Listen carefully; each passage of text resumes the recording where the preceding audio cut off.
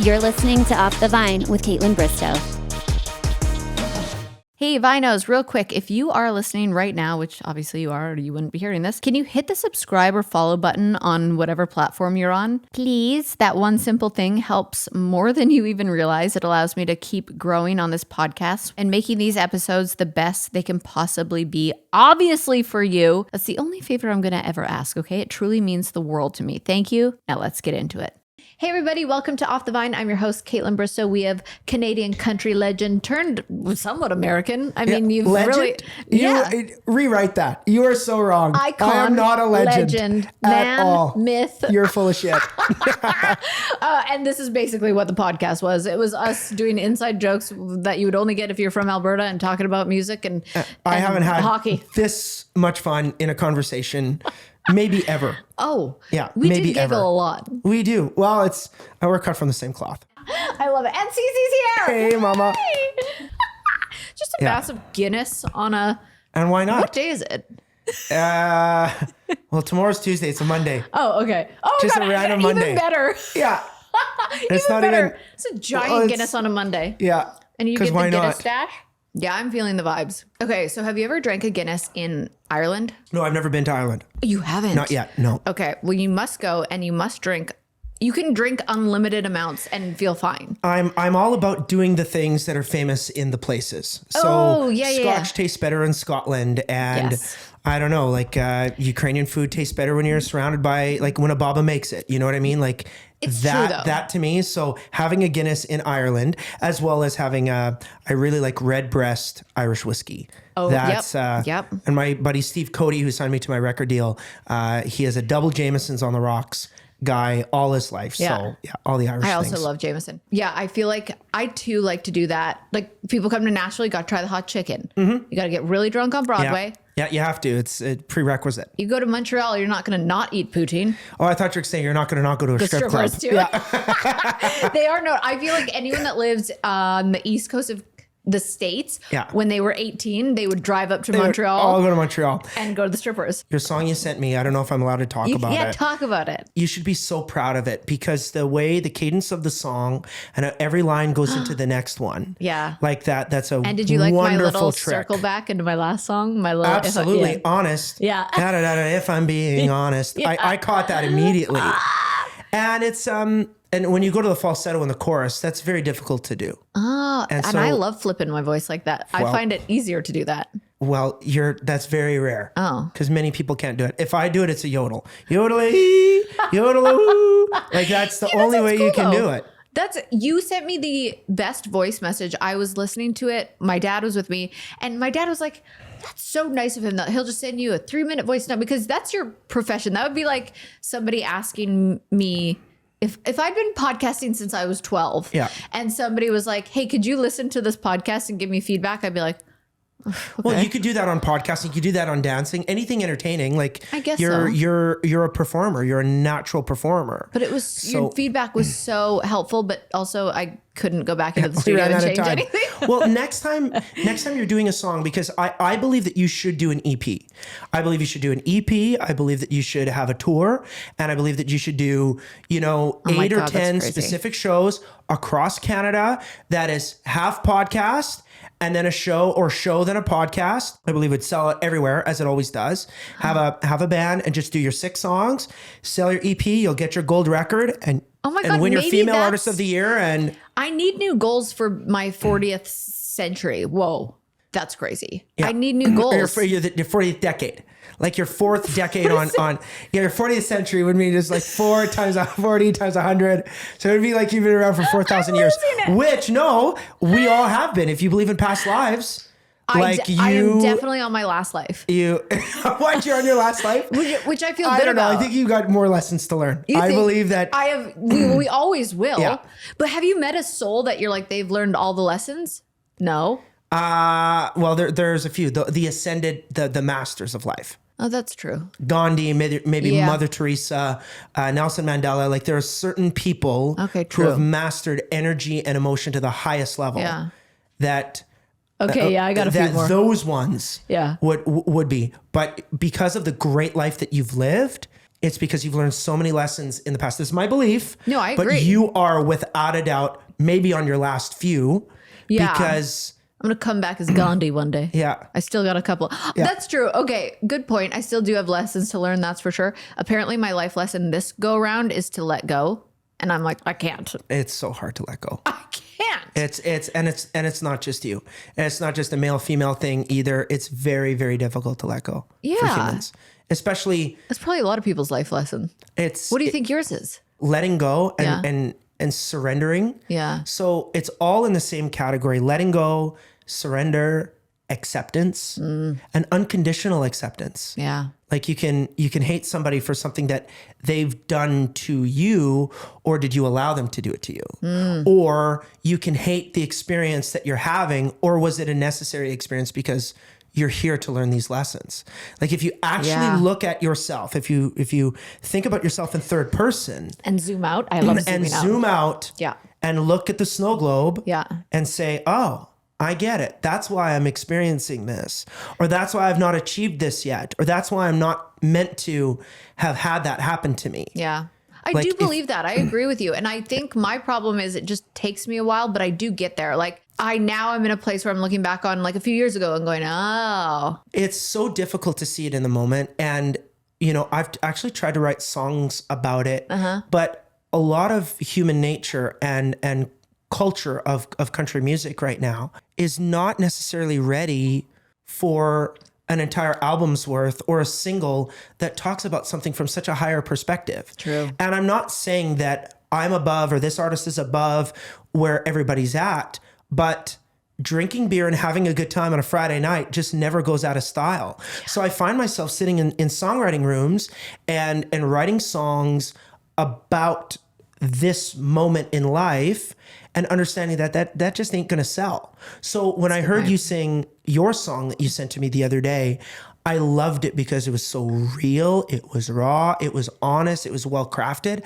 And I'm thinking, okay, you've done it. You've cracked the code. You are about to release a song that is extraordinary. And so I want to compliment you. Oh, I just got chills because I think I'm in a fortunate position where I'm not like I'm kind of doing this for fun. Yeah. Like writing music and putting it out there. I'm not like, it's not my career. It's like a hobby and a fun thing for me to do. So I don't have to like fit a mold or have any certain perspective or songwriting style. I can be like, yeah, sure, a ballad with piano. And like, they don't play like ballads on piano, do they? I mean, on piano, yes, on the radio.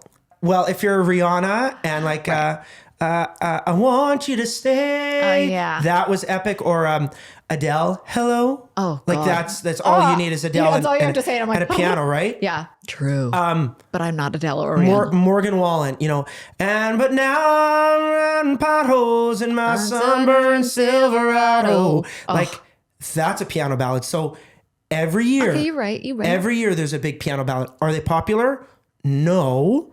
Right. But every year. This could be 2025. But will it get could downloaded? Be the year. Yes, it will be. And you should. Like, absolutely. I just think I really like writing songs where I'm like, I know I'm not the only person that has felt this way.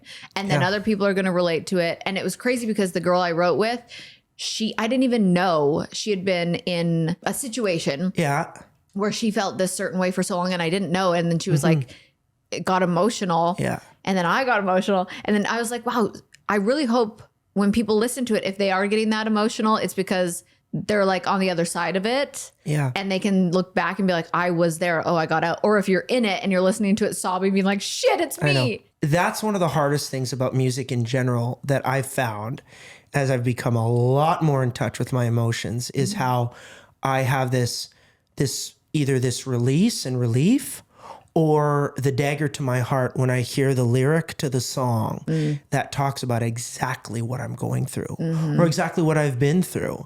And so that is the best part about it. And I know that you released your last one kind of more in a pop realm and pop still tells great stories, but I'm going to tip my hat to country music.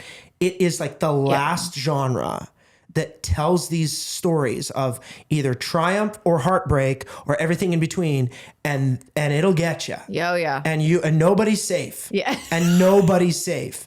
And that's what I just absolutely like. I don't know if I can swear on the podcast, but I just of course you fucking love about country music. I do with too. all my heart. That's my dad, who again just spent so many days with. That's all we listen to when we're together, and not new country, really old country. Oh, and what? Like, who are his favorites? Oh, like who are you listening to? Okay, I'm going to tell you. Did he have, as the kids say, did he have the aux? Does he have the aux? I don't even know what the kids are saying. Auxiliary.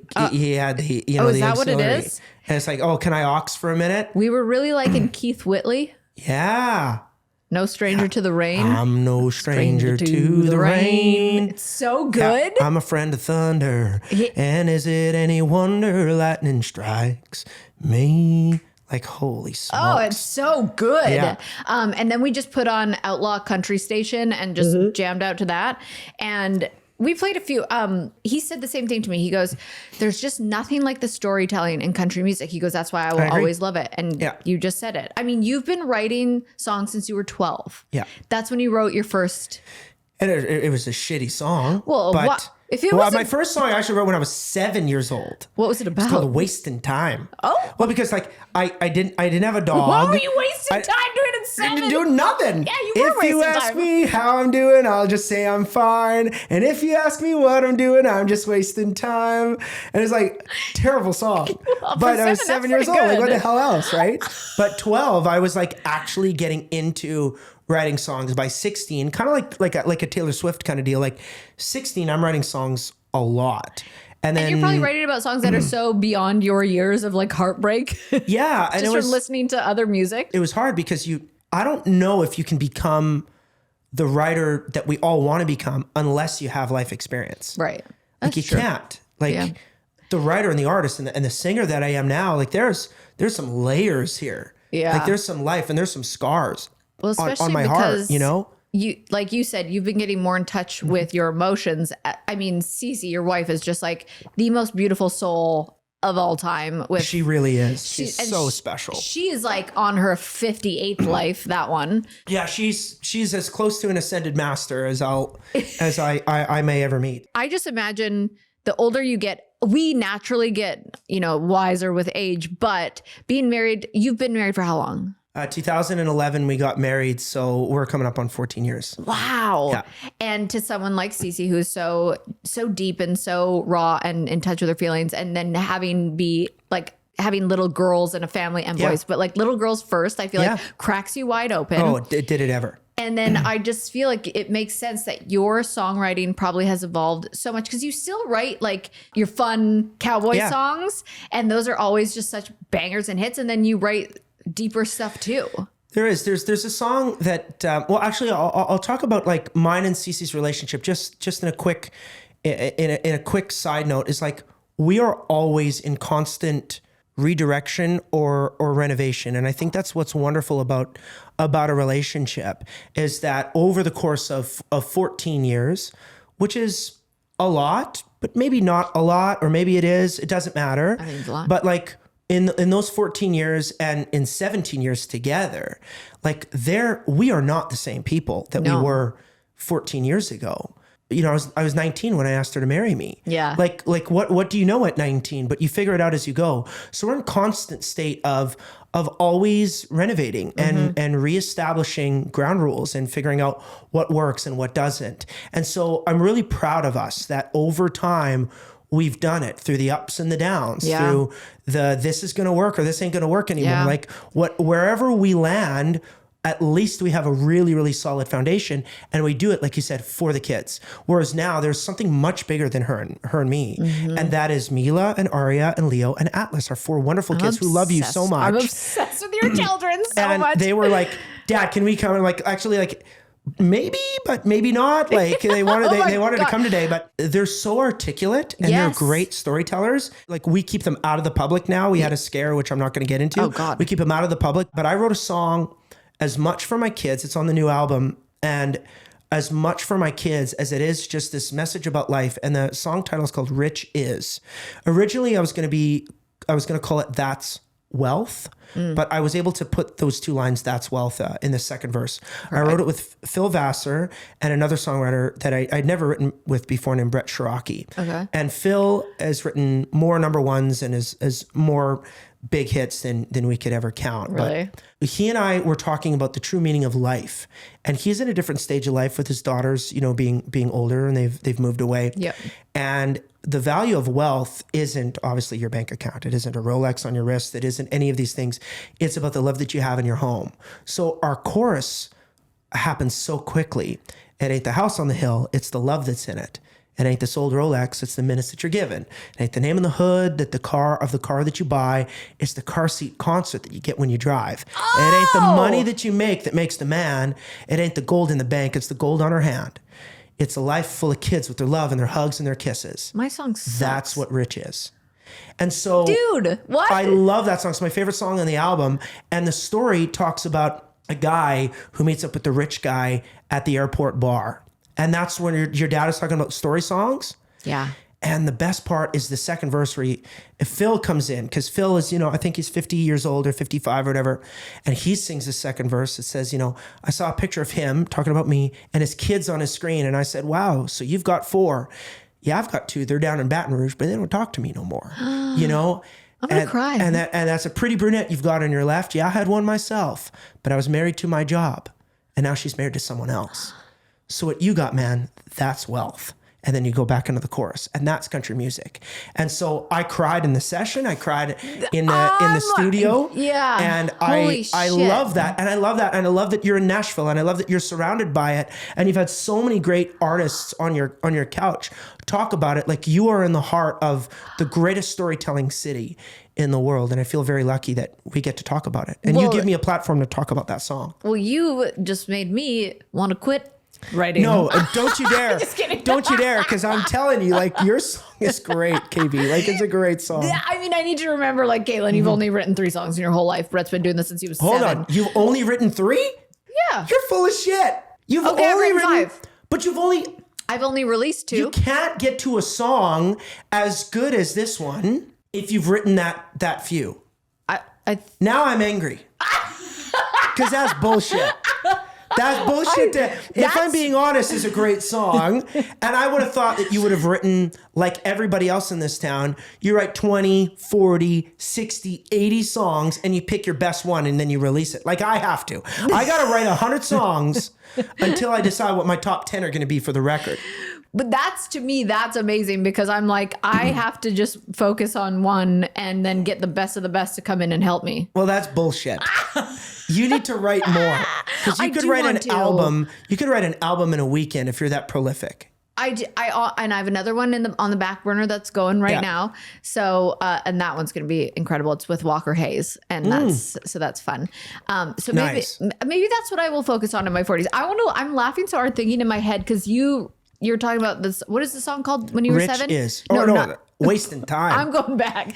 Yeah, Wasting Time. Shit. I've been laughing in my head ever since you said that, because I rewrote a Billy Ray Cyrus song with my best friend Lindsay, who passed in a car accident, and I think I remember that song because it's like a core memory for me with her, and it was to the tune of Achy Breaky Heart. Okay. Can you give us a little bit? Yeah, of course. My ass is wet. It's breaking out in sweat. I just don't think you understand. I'm planting all these flowers for many, many hours. My pants are coming down. You can see my crack. What? Like, right? Sunburn. But were you? So that song came out at 92? So were you 7 years old when you wrote that? Yes. See? Well, it's just like mine, except yours is funnier. You're destined to be a comedian. That is literally, and I don't know how I remember that, but I remember we were jumping on her trampoline and we were watching a man plant flowers who was sweating, and we came out with that song. Well, if Mila and Aria and Leo are on, like, you got to sing that for them, because that's what they do. They like to rewrite parodies to my songs. Oh, do they? Oh yeah, and I had a song with Cooper Allen called Two of Us, and take that one last straw and put it in a glass. Too much work, and boss men can kiss my ass. And they love saying it because they know they can swear if it's in one of Dad's songs. Of course, they have to. So the song about sweaty crack and shit like that. That's hilarious. Isn't that? And you remember Forrest Gump? That was one of my first CDs. It was like a double CD. Like there was 2 CDs. The soundtrack to Forrest Gump. I remember that one song. It was just instrumental, and it was like do do do do do do do do do do do do do. Sorry, I don't remember it. Well, anyways, I wrote a whole song to that, and I would sing myself to sleep at night singing that song. Kids need to be bored nowadays. Oh, it's not the truth. What a great way to spend an evening is to come up with something creative and write a song to the instrumental of Forrest Gump. Whereas now, kids are on an iPad. Yeah. And then once they're basically 10, they're on Snapchat, which is bullshit. It's crazy. And I think boredom is great for a kid. I experienced it. Clearly, you did too. You're listening to a Forrest Gump. That's what happens when we grew up where we did. Like whatever it was, whatever the melody was, and you write yourself a song. We need more of that. I know. I do. I always think too, I'm like, well, we grew up in these small, like little prairie towns in Alberta. I wonder if that has anything to do with it or if it is just the generation. Because it's a generational thing. Yeah. Like there's cultural stuff that you and I have growing up in Alberta, without a doubt. But then there's a lot of other things that, were unique to kids who grew up in Toronto in the 80s and the 90s, or kids who grew up in Vancouver, or kids who grew up in Nashville in the 80s and the 90s. All that being said is like, we did a big purge recently with like toys. Just got rid of so much shit. Yeah. We really, really did. Our 4 kids have now experienced the same toy that I did as a kid. And it's a stick.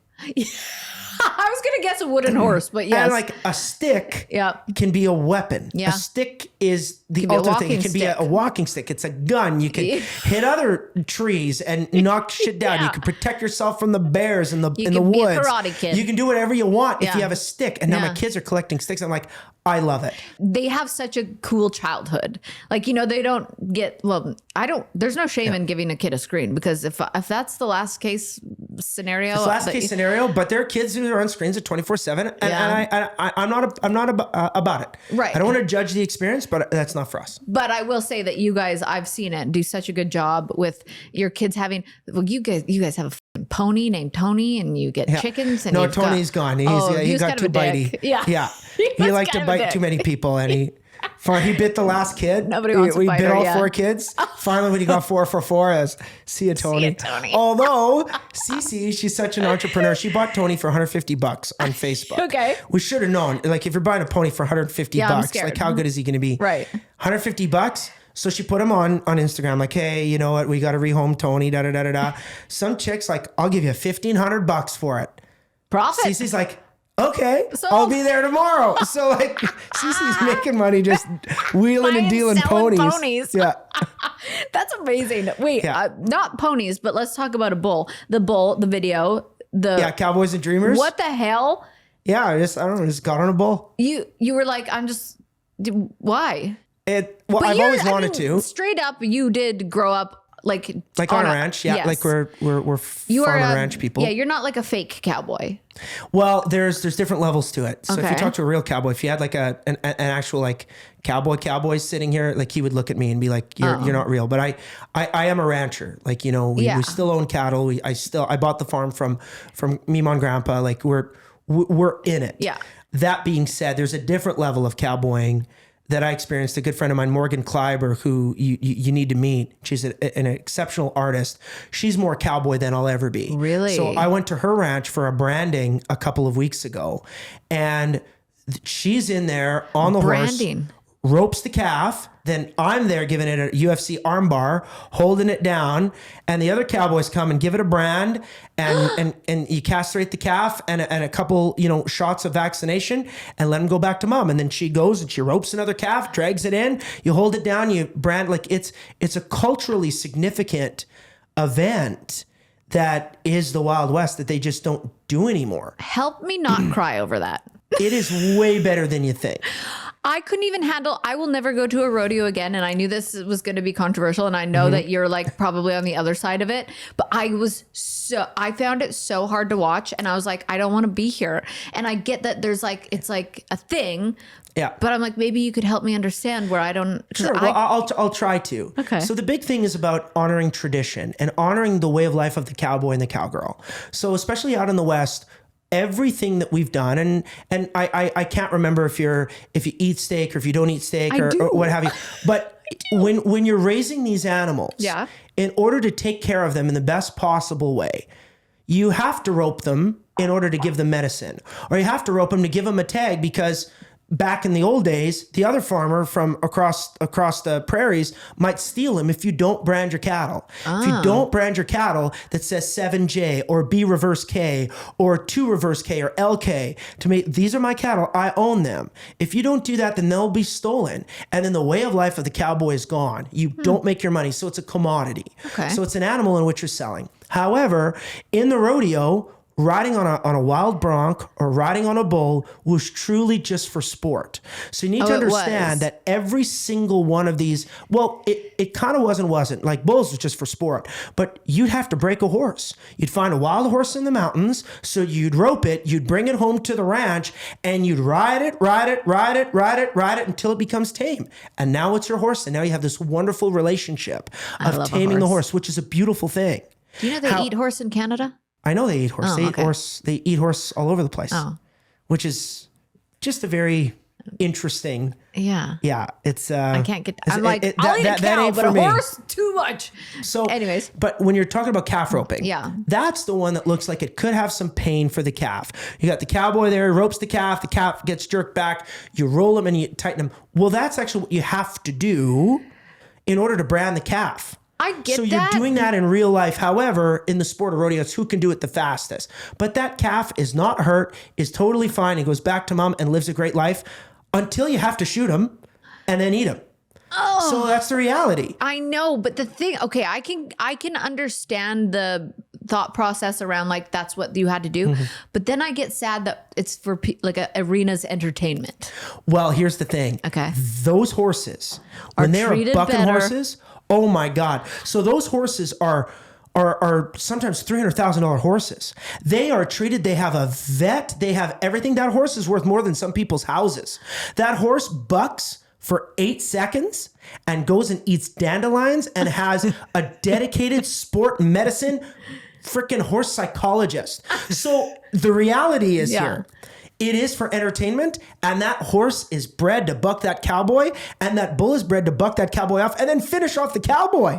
So like the cowboy is in for the risk. It's all the sport of like, it's like, oh, I feel bad for the bull. Don't feel bad for the bull. Feel bad for the cowboy. Like he is seconds away from death here. So that being said, the sport of rodeo, I hope it lasts forever. I don't know if it's going to last 100 years. I hope it does. The way the world is and the way that things change, I don't know if it will. I hope it does. But it's only the vegans I respect. Because the vegans don't wear leather. True. They don't eat nothing. They won't eat an egg from a damn chicken. Yeah. It's the vegans I respect the most. If anybody else really belly aches about it, but has a Louis Vuitton leather purse and a leather jacket and eats a steak dinner in the suite while watching the rodeo, then like you can't. Sorry, Kaitlyn, you're one of my dearest friends. You can't. Problem at me. Sorry. No, that's why I was having such confusing feelings about it. Because I'm like, the vegans, I respect the vegans. I respect the vegans too. Because I'm like, that's why I was like, I feel so terrible. I can't watch it. And then I go home and probably ordered 5 guys. Yeah. And those big ranches, those big California ranches with 50,000 head of cows, I have to say, I don't know if that cow's got a good quality of life. I know the cow on my ranch has a good quality of life. I'm telling you what, I did a lot of research when I got home. So everything you're saying, I'm like, yeah, I get that. And I don't know your demographic on Off the Vine and stuff like that. Maybe I just came across 50-50. as a true hillbilly redneck. I try to be as diplomatic as possible. Well, someone said something to me that really cut like a knife, but I think that's why they said it, because they knew it would. They're like, how could you rescue 2 dogs and then pay to watch animal cruelty? And I was like, I got the tickets for free. Yeah, exactly. Well, yeah, I get it. But you know what?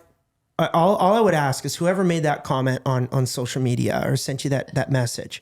If you're really going to, if you're going to say that, then you have to look at everything. Well, you better not eat 5-cent candies because there's gelatin in it that comes from a... There's that. You have to be very honest. There's animal cruelty, but you got to be thinking about the hoodie that you're wearing, because if you got it for a super good deal at $8 from Temu, who made it?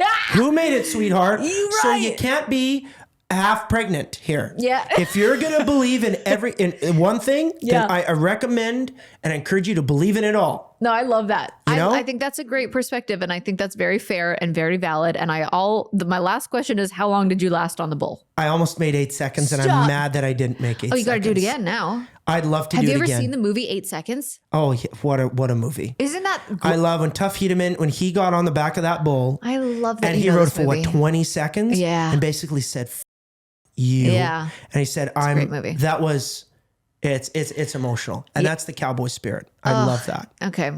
I remember watching a movie with a guy I dated from Wetaskiwin. Yeah, where the cars cost less. Cars cost less in Wetaskiwin. You know, as the summer winds on down, I'm always thinking about refreshing my wardrobe. Gosh, I feel like I say that till I'm blue in the face with the staple pieces that just work season after season. Quince has been my go-to for, years now because their styles are effortlessly polished and so easy to layer and mix. They have those luxe essentials. Think like cozy cashmere sweaters starting at just $40, washable silk tops, and classic denim pants that never go out of style. And the best part, everything is about half the price of similar brands. So Quince works directly with top artisans and cuts out the middleman so you get real luxury quality without the crazy markup. Plus, they only partner with factories that use safe, ethical, and responsible manufacturing with premium fabrics and finishes. So lately I've been grabbing this black cotton crew neck on repeat, probably repeating it too many times, but it's good quality. It feels way more luxe than you'd expect. And honestly, their travel bags have been on my radar for my next trip because they are stylish, but also super practical. So elevate your fall wardrobe essentials with Quince. Go to quince.com/vine for free shipping on your first order and 365-day returns. That's QUINCE.com/vine to get free shipping and 365-day returns. Quince.com/vine.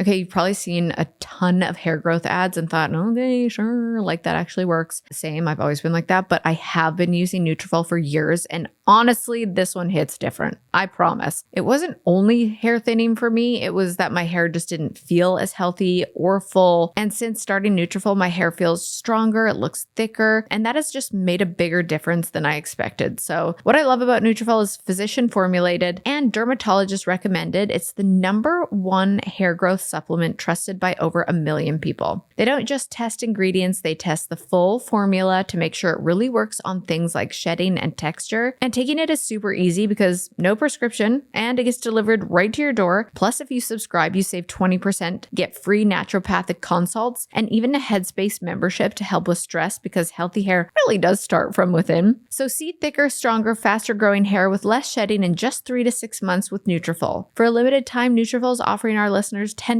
off your first month subscription and free shipping when you go to Nutrafol.com and enter the promo code VINE. Find out why Nutrafol is the best-selling hair growth supplement brand at Nutrafol.com, spelled Nutrafol.com, promo code VINE. That's Nutrafol.com, promo code VINE. I was like, I wonder how long Brett lasted on the bull. Did you get any injuries besides bruised ego? I felt really good. Oh, good. I was so laser focused. High risk, high reward video there. I got lucky. So how it went is I was singing in the rodeo arena at the Prescott Ranch out by Strathmore, Alberta. And so his family essentially set up a whole bunch of great cowboys came out.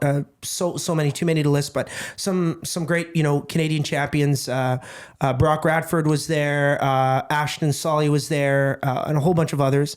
And so they were all bucking in the background. So I'm singing in front of the camera like this. Yeah, that was great. Your head was on a swivel. Remember I said it on your Instagram? And the craziest thing is that my director, I was looking at him and my buddy Keen and Vine, and they couldn't talk to me, but they would only point either run right or run left. Those are only things. And keep singing. And if they don't point, you're good. You should have dressed up as a clown. So I was thinking about it, but we had great bullfighters there. Yeah, another guy named Brett Monet was there. Ty Prescott. These guys are legends. And towards the end of it all, I was watching certain bulls. I think there were probably 12 or 13 bulls. 9 of the 12 were rank.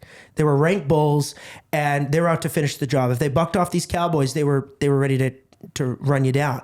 The other 4 bulls, 2 of them were kind of mean. The other 2 were great bucking bulls, but maybe older bulls or whatever. Once they buck you off, they're looking for dandelions to eat. Oh, they're like, so I'm like, that's a bull. I want to get on. And they're like, we recommend it. Like we highly encourage recommend. that. So I just put on the hockey helmet and like I put on Ashton's cowboy boots. They're different than mine, like because he had spurs and everything like that, which are great for the grip on the bull. He gave me his glove, and then this is the coolest thing. So Donnie Johansson, who is a legend, he's won more belt buckles than you and I can count. Yeah. He's taught all these Canadian champions how to ride bulls. He's probably 70 or 75 years old, and I'm like, hey, how do we do this? And literally, they looked at Donnie, who was there, and they're like, just ask Donnie. And Donnie's like, you really want to do this? I said, yeah. He says, okay. He's like, you're going to hang on tight. I'm like, okay, well, that's a given. He says, but you need to make sure that your elbow can go up and down so it's like a shock absorber. If you keep it tight, he said, that bull's going to rip your arm out of your socket. Oh, God. Oh, okay. So this is a real deal as a guitar player. So I'm like, but I've already committed to doing this. And I don't want to be a pussy in front of everybody. You're like, I will ruin my career for this. And the next thing is, he says, make sure the pockets of your pants don't touch the back of the bull. He says, I want you to sit up on your hand like this. I want you to sit up on your hand like this. And basically he's like this. Yeah, yeah. And so I'm hanging on. He's like, and he said, put your hand right between your nuts and you're hanging on there. All right. And then he says, look at the hump of the bull. Don't look anywhere else because the hump is going to tell you where he's going to go. You need to know if he's going to go left, if he's going to go right. You look at the hump and you don't look at anything else. And when you're ready, nod your head. Oh my God. Okay. Are you ready, Donnie? He's like, yeah, I feel good. I'm like, okay. And then over. Were you so nervous? No, zero nervous. What? Which was strange. Zero nervous. You were like, this is where I'm I was supposed just to be. right in the slot. And I just thought if I work myself up, there's going to be an issue. Listen to what he said. Hold on tight. Look at and then all I could hear is like, come on, Brett, you got it, Brett. And everybody's like cheering as I'm just going in a circle. And then he kind of stopped. So I just hopped off the bull and then he bucked and he kind of yanked my arm. It was sore for a bit, but like I was so lucky. Oh my gosh. Yeah. So lucky. That was your adrenaline through the roof, or were you chilling? It's through the roof right now. Okay. Thinking about it. I wanted to do it. I just wanted to get back up and I wanted to do it again. Okay. Have you ever rode like a mechanical bull? Yeah, but that's different. Like the guys who do it, it's such a different experience. Like I wouldn't compare the two at all. Okay. It's like playing on a Fisher-Price piano or a Steinway and Sons. It's like this doesn't, Yeah. But that song Cowboys and Dreamers, it's such out a good now. Song. Thank you. And the video's out. Probably by the time this podcast airs, the video will be out because it comes out in a couple days. I was going to ask. Okay, so it comes out like soon. Yeah, we'll put it on the big screen. We'll watch it. I'll show you the final cut. Really? Yeah. Yeah, I'd love to show it to you. I want to do a music video for mine, but I'm like, I just want all I want is a bed. Yeah. That's it. With a guy just sleeping in it and me doing like contemporary, like really sad dancing around it. Oh, no that's bulls. really cool. Just no, dancing. but that's the simplicity of it. I think would be great. I think that'd be cool, right? Yeah. Have you ever roasted yourself on ChatGPT? No. Perfect. Are you going to do that for me? Yep. Okay. Are you? Here we go. I feel like of course you would, I'm a good sport. Yeah. You couldn't hurt my feelings if you tried. Yeah. What, you did it already? Yeah. Is that quick? I just put roast Brett Kissel and it said, "Oh, you want a roast? All right, saddle up. Here comes a lighthearted roast." Oh, I want. Yeah, go rated R. You may as well. Okay. Oh, you want it spicy? All right, let's turn up the heat on Brett Kissel, Canada's answer to what if a country star was raised by Pinterest moms and polite apologies. Well, my mom was not a Pinterest mom. She was. And I don't feel like the polite apologies is just because you're Canadian. Yeah, That's I get it. Okay. Brett Kissel is like a country music starter pack. Cowboy hat, check. Fake Southern twang, check. Mild emotional damage, check. Yeah. Bro, you're from Alberta, not Alabama. Drop the accent, not the guitar. He looks like the guy who sings at your wedding and hits on your grandma at the same time. But that's accurate, though. I was singing at all the weddings, and I always go for the seniors. That's the way to do it. His jeans are so tight, they have to be surgically removed after each show. Like, bro, your circulation called. It's begging for mercy. Brett puts out more albums than emotions. Like, yeah, my dog died, my girl left, but here's a feel-good anthem about a tractor and a Bud Light. That's like pigeonholing country artists. Yeah, it's ChatGPT. I think could do better. He's got the swagger of a guy who just learned how to moonwalk on TikTok and will not stop. Okay, that's a good one. Brett is so polished, even his scandals come with a PR statement and a Bible quote. Need it more personal? Want one with Oilers references? Yeah.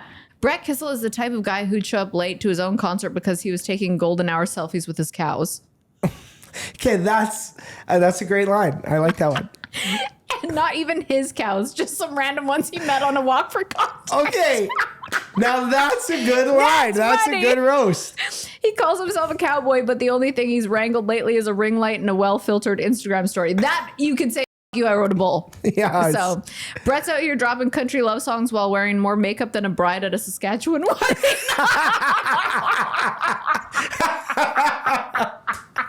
You know, like with the Saskatchewan girls, you got to paint them up. That's going to be only funny for Canadians.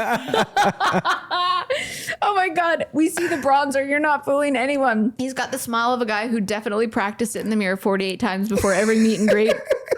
Let's not forget that this man named an album What Is Life? Brett, sweetie, life is the thing that happens while you're auto-tuning your twang and tagging brands in every photo. Good. This is awesome. And when he sings about heartbreak, let's be honest, the last time Brett got dumped, he probably wrote a song, made a TikTok, prayed about it, and then had a good cry in a leather jacket from Zara. How does he know I shop at Zara? That's funny.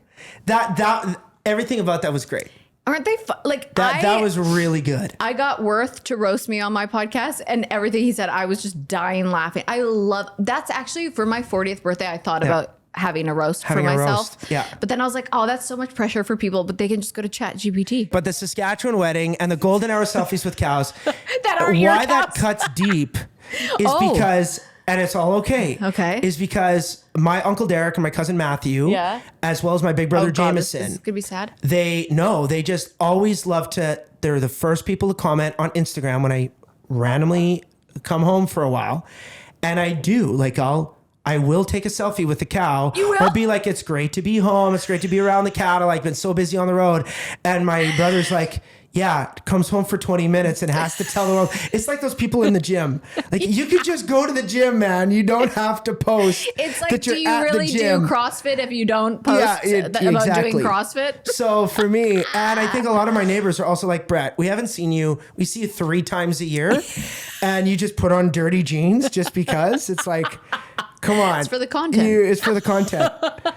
That's so funny. But it's also funny because it's not like you grew up super bougie in like LA. You really did. So it's like you can take it with a grain of salt. I grew up pulling calves like all my life. Like we had 250 cows and we calved them out every March, and it was the real deal. That is the real deal. Okay, last topic that I wanted to ask you about is falling back in love with songwriting. Yeah. Because you told us you're in love with songwriting again. And I didn't know that you fell out of love with it. Oh yeah, I hated it. What? When? I hated it. For 7 or 8 years. When, what, where, why? I stopped liking songwriting probably around 2018. Okay. And I didn't start liking writing songs until I wrote the song called Let Your Horses Run.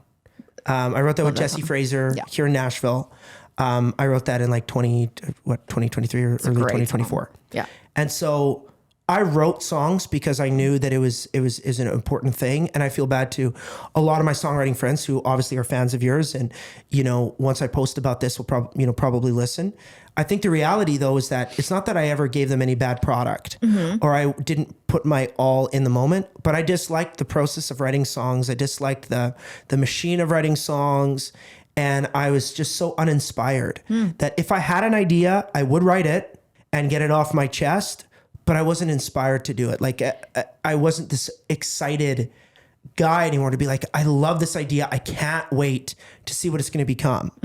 And I don't know how it happened again, but over the last 3 months, I don't know. I just had a couple of ideas. I'm like, this is really cool. And I texted my friend. I said, I really want to write this with you.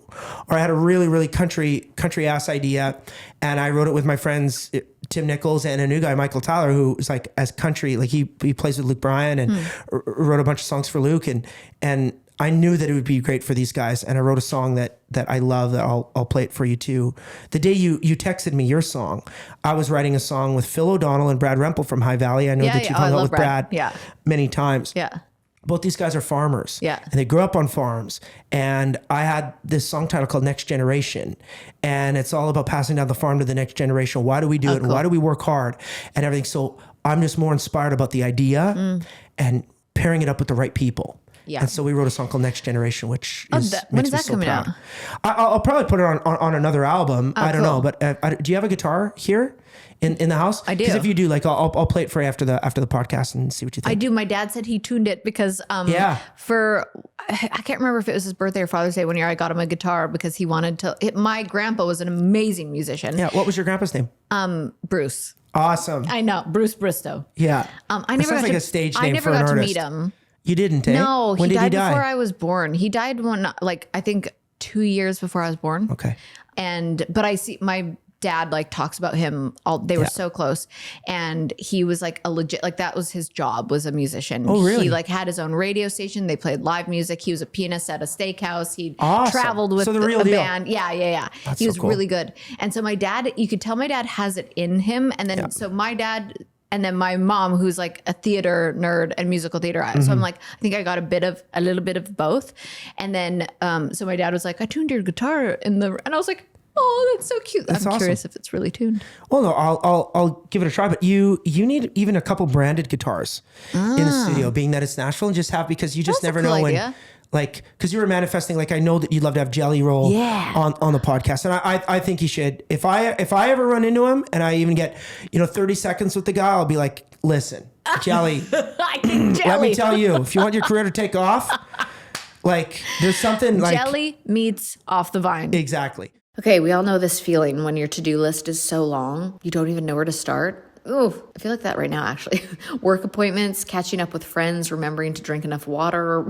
Life is nonstop. And if you throw apartment hunting into the mix, well, forget about it. Just forget about it. But that is where apartments.com can come in handy. They take the stress out of finding your next home so you can actually enjoy the process instead of dreading it. So if you want to see if a place is a good fit, you can take a 3D virtual tour and get a real feel for the space without even having to leave your couch. And once you find a place you love, you can schedule a tour online and even apply with one click. So you're not stuck filling out endless paperwork for every single place you're interested in. It's all in one spot, making your search just way easier. So whether you're moving for a fresh start, a new job, just better vibes all around, apartments.com helps you get it done so you can get back to literally everything else. So join the millions of happy renters. Find your next home at apartments.com, the place to find a place.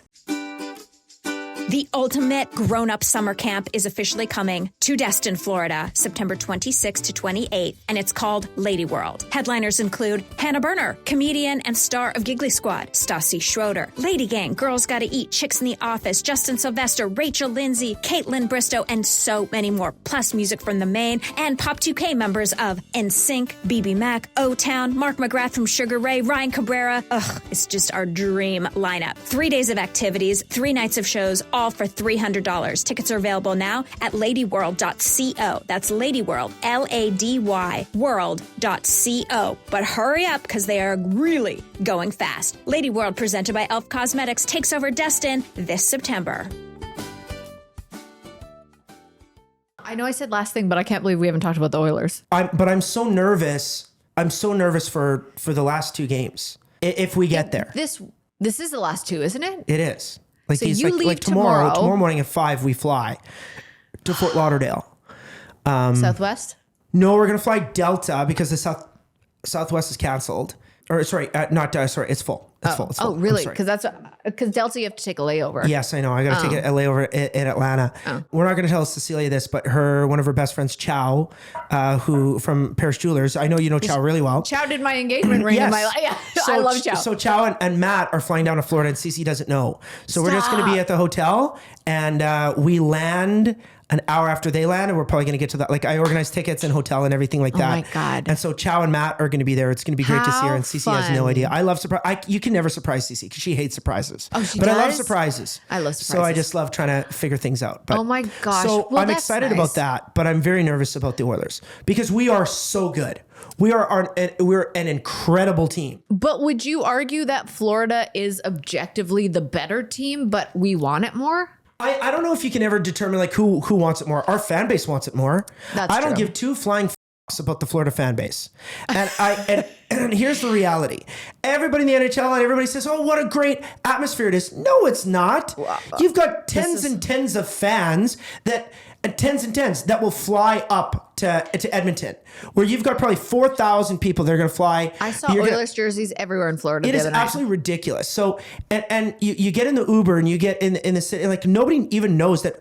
No one knows that Florida has a hockey team. My Uber driver on the way there was like, "What's tonight? Why is it?" And I was like, what? Exactly. It was crazy. Exactly. It's true. And the last time I went, last year I was at Game 7 for the Stanley Cup, and they lost.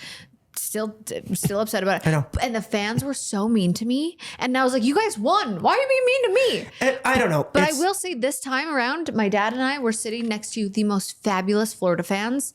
And it really made my heart happy because one, I had a migraine and I was dying. That is too bad to be in all of that energy and all of that loud and the stress that you went through. 3-0 Florida, and then a comeback, and then overtime when they scored with 19 seconds left. I know. And the lady next to me had a cowbell with a migraine, and I was like, okay, so I was talking to like Biz and this other guy, all these Barstool guys, and they were like, come take shots, and I was like, that's how you know it's bad, my headache. So I had a 6-ounce glass of wine with my dad at dinner, and my dad's sober 35 years. So I'm like, I'll have he's always like, have a glass of wine. Yeah. So I had a 6-ounce glass of wine, and then I was like, I probably won't drink at the game. And then the guy, not that he would care, but then the guys from the Barstool podcasters were like, shots. And so between period 1 and 2, I was like, I'll go up and have a drink with him, but I didn't feel good. As soon as that shot went down, I was like, this is like different sick. Like I'm not like, oh, it's a little headache. I was like, I'm not well. Migraines are the real deal. I get them, unfortunately, and they're the worst thing ever. And I get them frequently. Okay. It's horrific. I threw up from pain, which I have a puke phobia. So that on top, I was crying in my hotel room floor, like shaking and like having an anxiety attack while puking. It was awful. What do you do for migraines? I just have a remedy of Advil and Tylenol. I got to take them both. Yeah. And then I have to sleep. How do you sleep with a migraine? What you have to rest, try to turn your brain off, and a cold cloth like that I will put in the freezer. Yeah, I tried that. And I'll put it almost so that it like almost freezes my eyeballs, and you just have to have darkness and you have to wait. And here's the thing. If that doesn't help you within about 30 to 60 minutes, if that doesn't help you, you're fucked. Yeah, I was It'll last 2 days. It was between period 1 and 2 when I took this one shot of tequila, which I love a tequila shot. And I went, nope, this is a different headache. Yeah. I've never experienced this kind of headache before. And I went back and I just chugged water. And I just got to a point where I was like, I'm going to throw up if I drink any more water. Yeah. And then I got home to my hotel and I was like, I'm going to take a cold shower. And I hadn't taken anything. So from like period 1, I started getting a headache. It went into overtime and I'm suffering a migraine. And with if you people don't banging have, stuff. I know. If you don't have medicine with you. I didn't. And then I got back to the hotel, had a cold shower. I'm going on Instagram being like, what do people do for migraine? And everyone's telling me. So I took a half of a Percocet because I had them from getting my boobs done. And I was like, that should do it. And I don't know if that made me sick or whatever. But anyways, I started puking. The pain just would not go away. Yeah. And then so I got a cold cloth. And then around a certain time after throwing up, I had a Zofran, Advil, and Tylenol. And then that still didn't work. I slept 3 hours that night. I was in a dark room the whole time. I had anxiety on top of everything. And then I'm like, at least the Oilers won. I was like, if they had lost on top of all this. If they had lost, you might have done a cannonball off the top floor of your freaking hotel. I'm never coming back to Florida ever again. That is the only way to end this podcast. and with telling everybody where they can find your album, your music. I don't know. Follow me on TikTok if you want to. And do you really have TikTok? Yeah, but I got my guy Tyson. He does it all. Oh, cool. We just do random shit, and he posts for me because What is your TikTok? Just Brett Kissel. Oh, perfect. And then Brett Kissel on Instagram, and I don't know, just follow me on Spotify. They say that if you have more monthly listeners and followers on Spotify, it boosts your algorithm. So everybody who's on Off the Vine, you don't even have to like my music, but follow me anyway. Yeah. Like help your buddy out. Yeah, help a friend out. I'm at 300,000. Let's get it up to 500,000. Do it right now. This is the end of the podcast. You can go do it.